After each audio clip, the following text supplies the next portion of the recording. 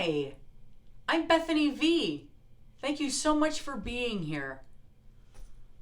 Man, it feels so good to finally get out of the house, right?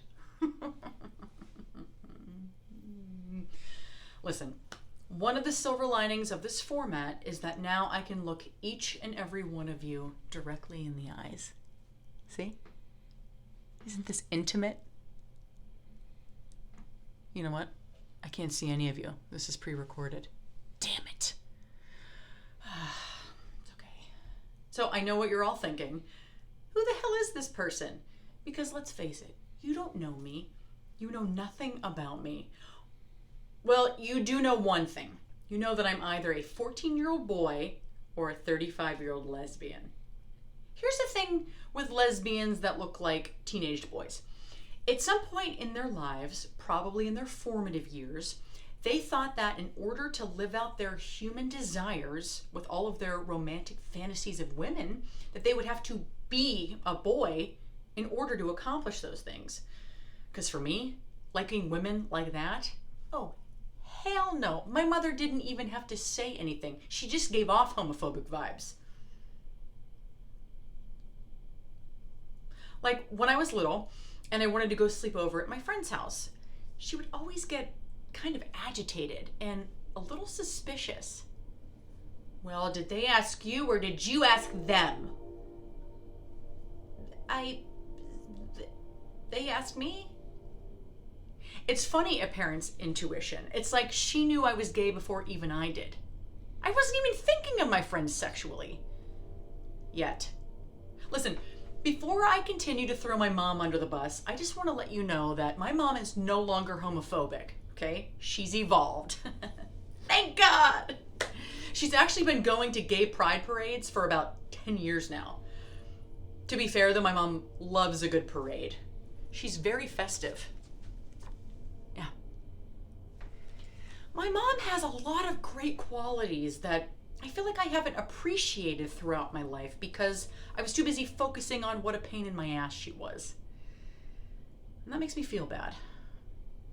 I have a lot of feelings of guilt, which I recently discovered are actually feelings of shame.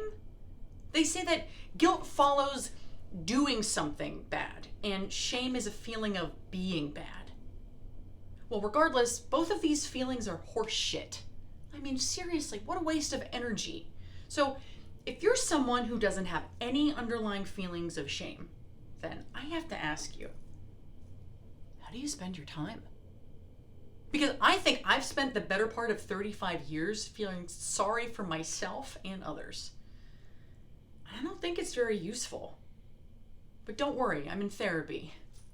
I don't really think you were worried, but if you were, I hope you're in therapy too, because you probably have too many feelings as well. A good therapist will help you navigate your feelings. And I'm here right now to tell you that it's okay to have a lot of feelings. The more I started to accept all of my feelings, the less they seemed to dominate my life. And I started accomplishing my goals more. Well, hopefully my ADHD stays out of the way. So anyway, back to why I look like a teenage boy. Oh, by the way, real quick, I got this jacket at an estate sale at a random house party one night in LA. They were selling a bunch of shit in the backyard. And when I asked the guy how he wanted to be paid, he said, just take it. So I went back and took more stuff.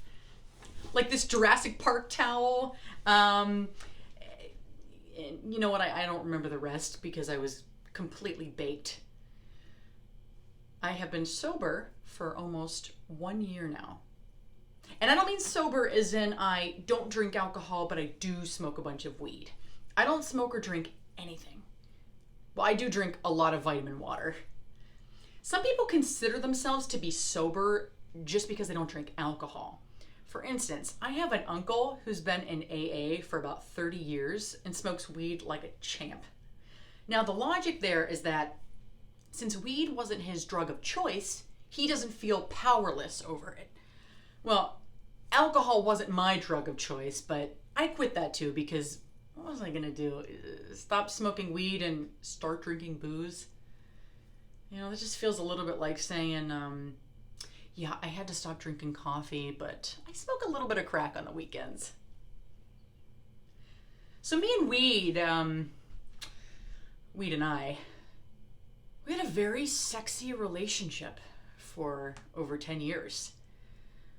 I would smoke the shit out of her and then eat 5,000 calories in a single evening. I would go to the Del Taco drive-thru, and by the time I was home, I had piles of Impossible Meat, tomato, and avocados all over my crotch. Oh. And some lettuce too. Sorry. I said it was sexy. So, we had a lot of fun, Mary Jane and I. She was my favorite person at any party. Any social gathering that I attended, I had to know if Mary was there. I would just discreetly sidle up to people and, hey, is Mary here by any chance? She isn't? Oh, no, it's cool. It's cool. I was just curious. Yeah, I was just thinking about her earlier. Tell her I say hi. Mary, she had me by the balls. And my balls haven't dropped yet. So she was like way up in there. Anyway, I'll tell you more about Mary later. I think I look like a 14-year-old boy because I was too insecure and not confident enough as a teenager to dress more masculine, which is how I felt. And so, not to mention my extreme dick envy. So, like many young lesbians attempting to look like something that society deemed more attractive, I had long hair. Yeah, till I was 31. And I'd come out of the closet at 17. But when I walked into that salon at 31 and said, "Cut this shit off of my head," I swear it was then that I crossed the threshold into full gaydom. I had become all of those things that I spent my life avoiding. A real boy! Ugh. See, I had lingering internalized homophobia throughout my life. And also, I didn't want to look super masculine because I thought that would make me look ugly. My mom used to cringe when she would see feminine men and masculine women because it creeped her out. And I recognized that as a child. Now, did this eventually lead me to make jokes behind her back that, maybe she's a closeted lesbian? Yeah, absolutely. But she's not. But she was definitely influenced by the church. And I'm sure she's had a lot of sexual repression herself. So to see other people deviating from the norm felt threatening, I'm sure. So when I was a young lesbo, I adopted similar feelings as my mother because, well, how could I not? Our parents are our worlds when we're little, and if we don't agree with them, maybe they won't love us anymore. And there you have it, kids. Foundational trauma.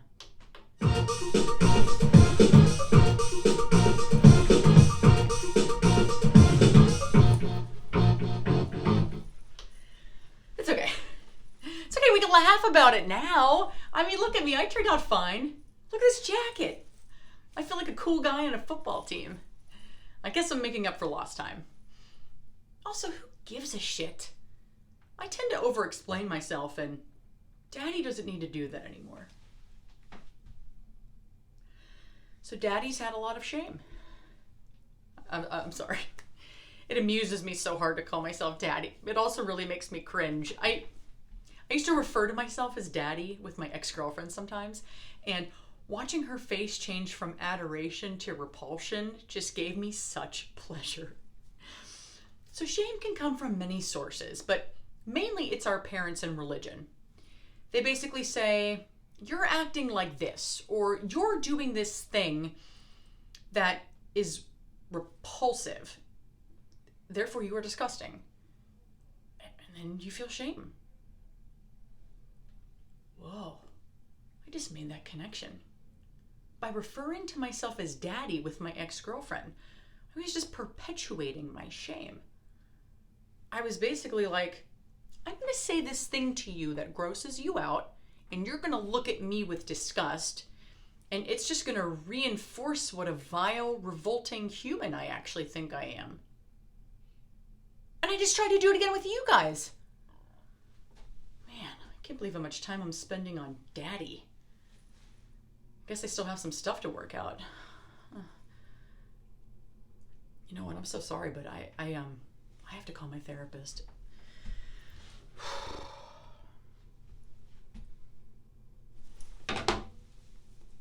Hello? Gloria, hi. Listen, I know this is Bethany. I know that we don't have a session scheduled till Thursday, but do you have a few minutes now to just talk something out? I have maybe 1 minute because I'm getting ready to pick up my grandkids. What's going on, Bethany? Oh, 1 minute. Okay. So what's going on is I'm currently filming my solo show, and I don't know what happened, but I just got really embarrassed, and I just feel so pathetic. I don't know how to do this. Bethany, you're literally doing it. You're filming your show. I mean, you did this. Nobody else did this for you. Well, I mean, you've helped me a lot, and there's a lot of people that go into the creation of these things. You know what I mean. Bethany, don't you remember a time when you were so anxious that everything had to be perfect that you just didn't let yourself create anything? And now you're creating from more of a place of ease, so you're living out your dreams. Yeah, I guess that's true. But I'm talking so much about psychological stuff, This doesn't really feel like a comedy show. What if this isn't even funny? Well, maybe it's not funny, but wouldn't you rather create something that's true to you that might help people? I have always wanted to do a TED Talk.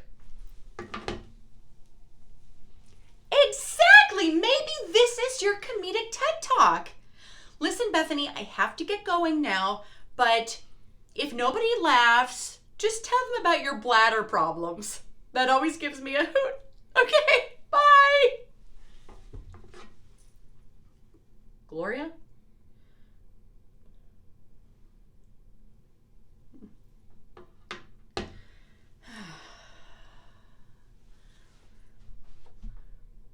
Let me tell you about my bedwetting.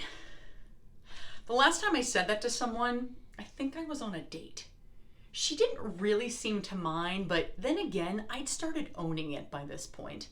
It might have gone differently if I said it with a lot of shame. I have a bedwetting problem. Isn't it crazy what confidence can do? How it changes perceptions? Let me tell you about my bedwetting. So I was a bedwetter as a child, and I don't remember why I wet the bed. I just always remember telling my friends and people that I had a bladder problem. And you wouldn't believe how many sleepovers I had as a kid. I used to pee my pants multiple times in the middle of the night, every night, and that did not stop me from having and going to sleepovers. I didn't want to wear Depends or Good Nights, diapers, essentially, because I didn't want people to see, this bulge, which I realize now is ironic. So I would just pray that I would pee through my sleeping bag. There were no beds, couches, or floors in the greater Pittsburgh area that were safe from my urine.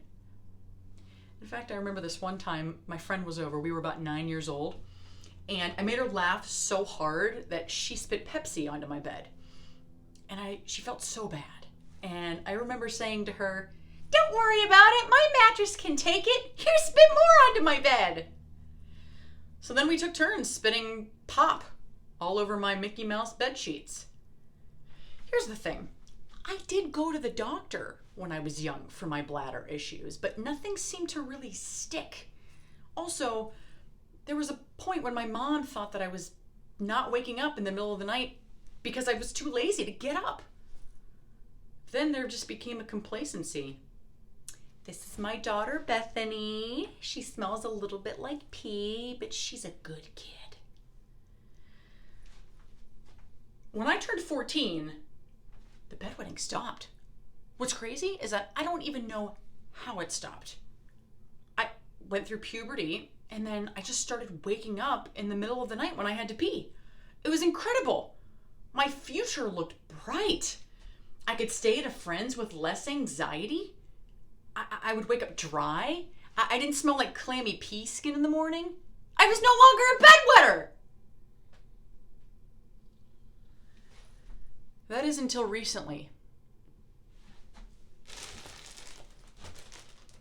This excerpt was sponsored by Poise Pads.